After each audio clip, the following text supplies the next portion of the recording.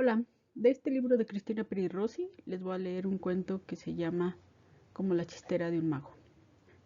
Una mañana, los transeúntes de City Light que caminaban por la avenida principal se sorprendieron ante una inesperada lluvia de billetes verdes de $100 lanzados al aire desde la puerta giratoria del Chase Manhattan Bank por David Thomas, expropietario de una pequeña tienda de electrodomésticos.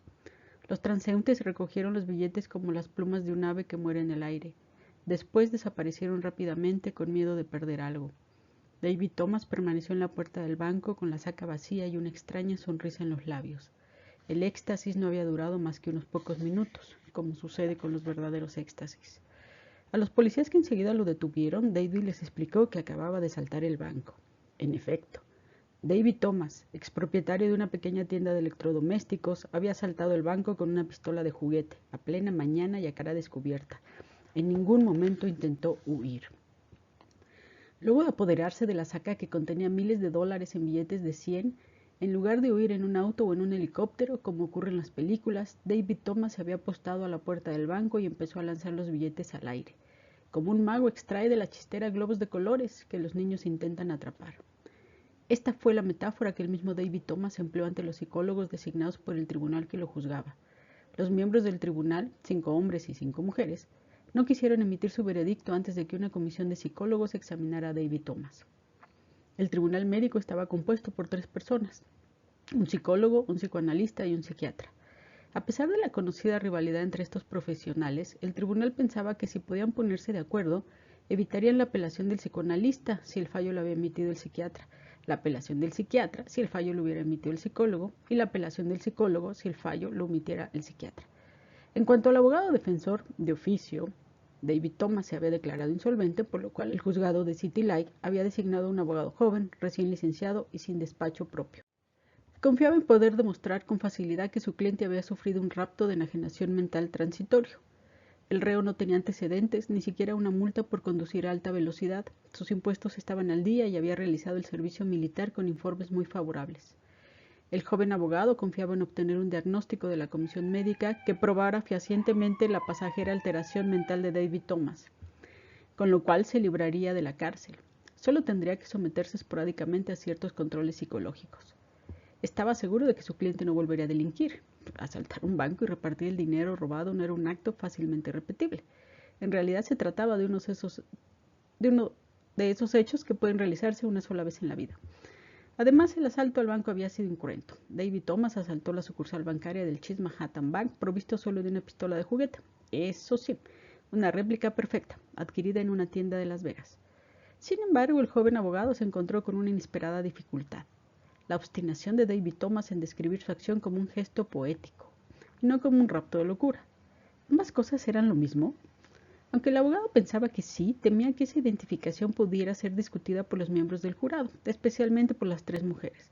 El sexo femenino solía tener cierta propensión a la poesía, o sea, a la ilusión. Si David Thomas insistía en presentar sus actos como una gesta poética, adiós al eximente jurídico de locura transitoria. David Thomas sería condenado como un delincuente común por robo a mano armada.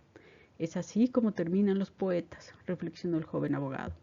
¿No era más fácil confesar que su cliente había sufrido un pequeño ataque de locura breve y irreversible, durante el cual enajenado asaltó un banco y luego lanzó el dinero al aire sin ton ni son?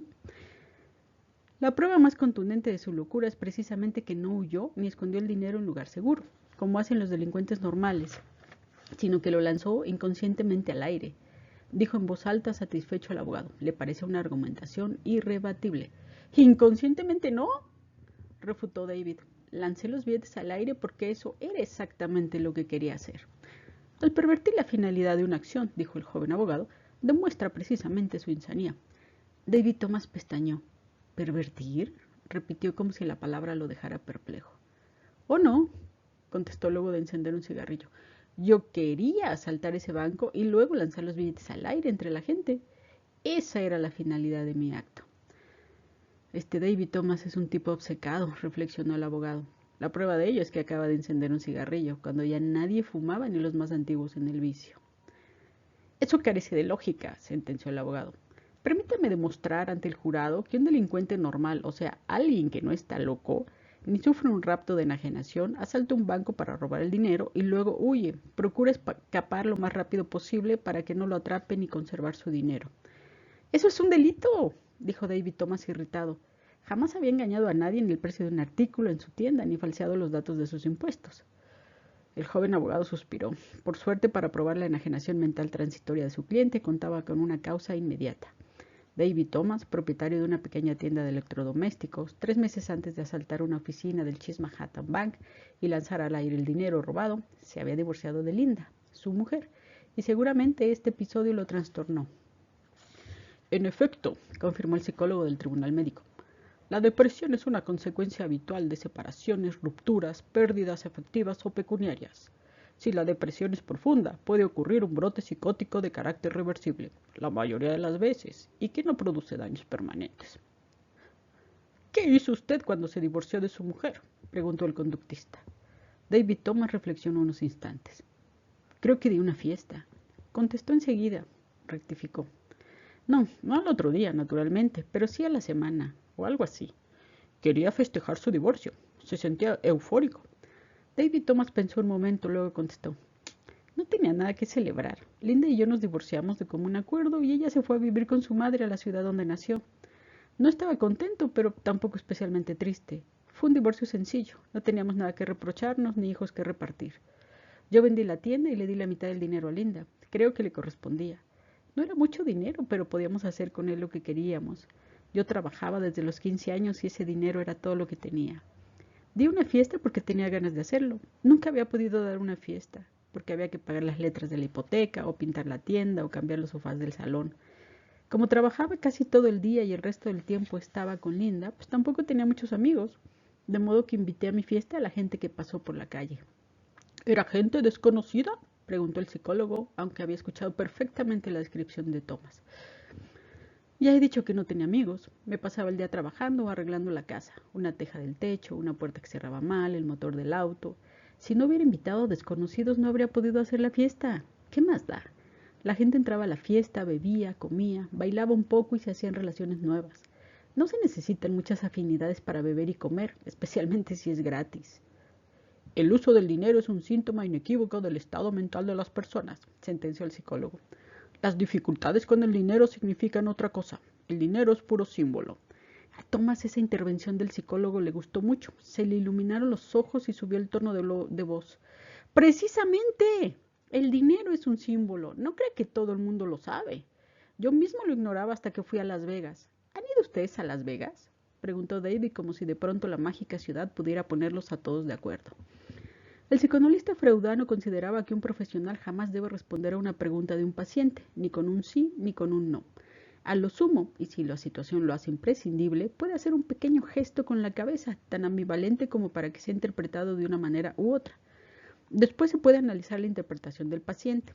El psicólogo tenía como norma hacer preguntas y no aceptar bajo ningún pretexto el cambio de roles que un paciente taimado podía proponer con un aire inocente o deprimido.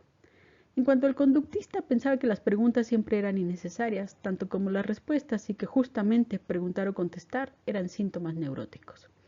David Thomas se quedó sin saber por siempre jamás si alguno de aquellos especialistas había conocido Las Vegas. Personalmente, se entiende.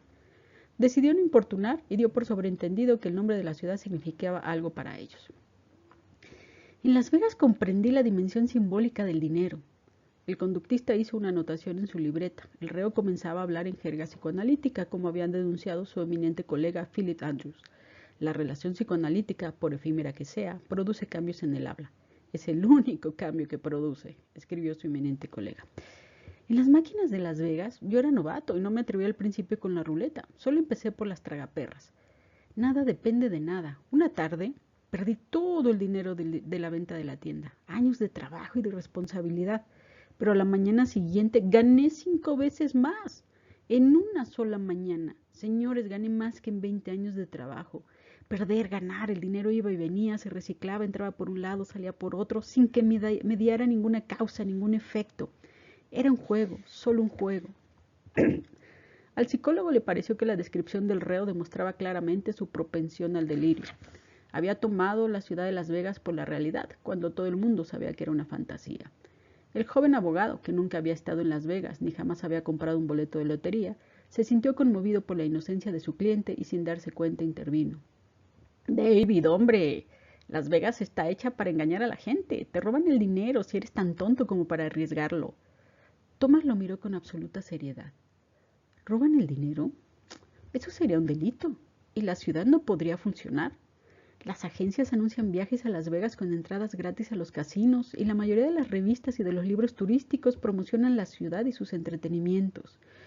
No se trata de algo ilegal. Si lo fuera, el ganador no podría irse con sus ganancias, estaría sentado ante un tribunal como yo, y el alcalde y las autoridades, y los fabricantes de las máquinas, y los empleados del casino.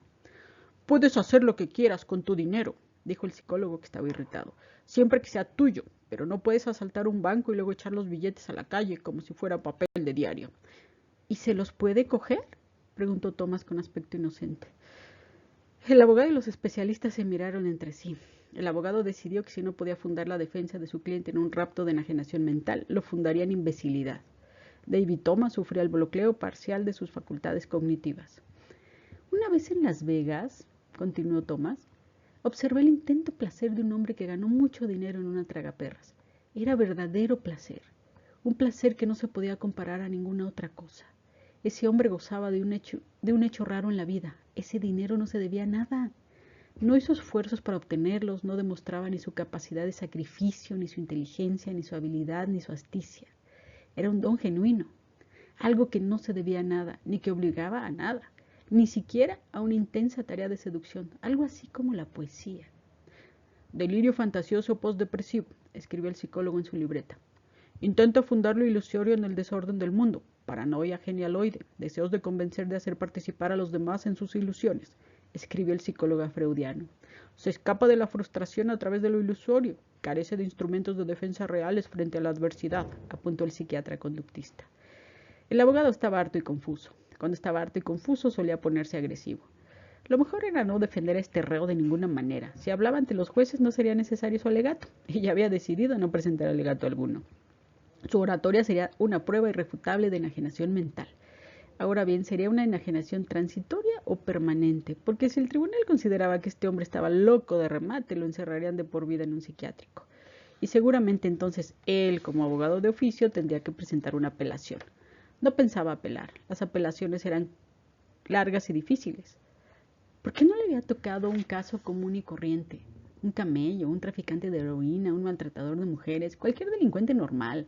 Un tipo que asalta a otro en la calle, le roba su dinero y luego se lo gasta en cocaína.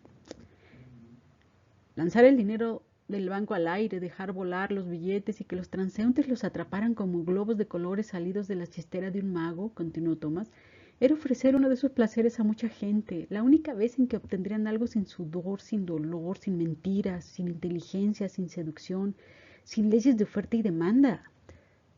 Pero ese dinero era del banco, dijo el abogado de mal humor. No puede repartir lo que no es suyo, ni siquiera para proporcionar placer a los demás. De alguien también es el dinero de las tragaperras, de la ruleta, del blackjack, dijo Thomas. Todo el dinero es de alguien, pero se mueve, circula. En realidad mi delito es haber distorsionado los circuitos habituales de distribución. Algo así como un gesto revolucionario, dijo y se rió socarronamente. Delirio mesiánico, apuntó el psicólogo en su libreta. Al observar que sus palabras eran anotadas, David se alarmó. Era una broma, solo una broma. Nunca hubiera asaltado un banco para quedarme con el dinero, ni habría amenazado a un modesto empleado con una pistola verdadera. Aun si lo consideran un loco pasajero, dijo el abogado, está el problema del dinero. No se ha podido recuperar y dudo mucho que pueda hacerse. Sería absolutamente doloroso desposeer a toda esa gente del único placer verdadero que han tenido en sus vidas, dijo David. Si usted recibiera un premio de la lotería, ¿lo devolvería? El abogado aporreó la mesa con su libreta de notas. Una cosa no tiene nada que ver con la otra, se defendió. Tiene razón. Para ganar a la lotería es necesario apostar. Y hay que apostar muchas veces antes de ganar si es que gana. Otra vez la relación causa-efecto. Los que cogieron el dinero que arrojé al aire no tuvieron que apostar. Un hecho tan simple y vulgar como caminar por la acera del banco para ser agraciados con el don. No exageremos las cosas, terció el psicólogo. ¿Cuántos billetes habrá podido coger aún el transeúnte más rápido y habilidoso? ¿5? ¿6? ¿8? Aunque todos los billetes fueran de $100, nadie se hace rico con eso. A Thomas le pareció que el psicólogo recreaba la escena, el acto por el cual se le juzgaba, con un apasionamiento sospechoso, como si hubiera querido estar ahí y ser uno de los beneficiados. El único dólar que no se obtiene ni con trabajo, ni con astucia, ni con inteligencia. El único que puede sustraerse de la diabólica relación compra-venta es una fortuna en sí mismo, como si multiplicara por n su valor. ¿Ha dicho diabólica relación?, le preguntó el freudiano al conductista. Por principios no solía hablar con especialistas conductistas, por una cuestión de diferencias conceptuales, pero no estaba seguro de haber oído bien. Es un desplazamiento, observó el conductista. La relación diabólica debe de ser otra, seguramente con su madre. No sabía que usted era freudiano, se sorprendió el psicoanalista. No lo soy, pero yo también tuve una madre, suspiró el conductista. Lo único que hay que demostrar, dijo el abogado, cada vez más nervioso, es que el reo, David Thomas, no estaba en pleno uso de sus facultades mentales cuando cometió el acto, y de que fue una enajenación transitoria. Lo volvería a hacer, declaró Thomas convencido. El sujeto no distingue de manera clara entre la realidad y la fantasía, diagnosticó el psicólogo. Un poeta escribió que nadie había observado que el césped era verde en Central Park hasta que otro poeta lo escribió, argumentó Thomas. ¡Qué tontería!, reflexionó el conductista. Todo el mundo sabe que el césped es verde en cualquier parte del mundo. No conocía al poeta citado por Thomas y además desconfiaba de la literatura en general y de la poesía en particular. Como cualquier psicólogo, había querido ser escritor cuando joven, pero desde el punto de vista económico su especialización era mucho más rentable. Yo aconsejo una terapia de corte psicoanalítico, dijo el freudiano. El conductista hizo una mueca. Por lo menos refuerza el sentido de la realidad, insistió el psicoanalista. ¿Qué realidad?, preguntó Thomas. La realidad, dijo el abogado. Ojalá este diálogo se hubiera producido ante el tribunal que debía juzgar al reo. El joven profesional pensaba que la pregunta de Thomas podía ser una prueba irrefutable de su enajenación mental transitoria. Su realidad, contestó el freudiano, que no podía estar callado. ¿Sabe una cosa?, dijo David luego de pensar un rato. Cuando era un niño, mi madre me regaló una reproducción de la Gioconda de Leonardo y me dejó indiferente. Hasta cierto punto me desagradó que un retrato que me parecía tan anodino fuera tan famoso. 20 años después se convirtió en mi cuadro favorito. Lógicamente, dijo el psicoanalista, su percepción de la realidad había cambiado. Quizás a ustedes se les ocurra lo mismo, opinó David. La poesía es una cuestión de estado de ánimo. El jurado consideró que David Thomas había asaltado un banco y esparcido el dinero por los aires en un rapto de enajenación mental transitoria. Los informes psiquiátricos avalaban el fallo. Su falta de antecedentes y el hecho de que hubiera confesado y colaborado espontáneamente con la policía fue considerado un atenuante. David Thomas no perdió la libertad, pero fue sometido a un tratamiento psiquiátrico ambulante, consistente en la ingestión de 2 medicamentos, un estimulante de la serotonina y de la dopamina y un inductor del sueño, que él meticulosamente arrojaba al cubo de basura. El dinero nunca fue recuperado.